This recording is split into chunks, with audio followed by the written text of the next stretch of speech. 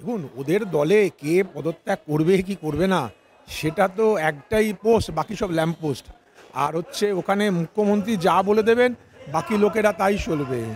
এবং সেইখানে দাঁড়িয়ে আপনার তৃণাঙ্কুর বা কে কি কোথায় পদে যাবে, এ তো কুণালকে সরিয়ে দিল আপনার, দেওয়ার পর আবার সে স্বপদে চলে এলো।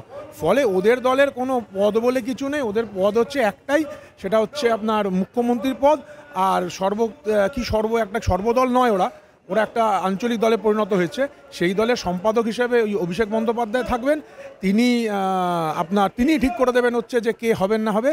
ফলে ওদের দলে কে সভাপতি থাকবে না থাকবেন, কল্যাণ বন্দ্যোপাধ্যায় কি বললেন না বললেন, মমতা বন্দ্যোপাধ্যায় এবং হচ্ছে অভিষেক বন্দ্যোপাধ্যায় এক কান দিয়ে শোনেন, এক কান দিয়ে বার করে দেন।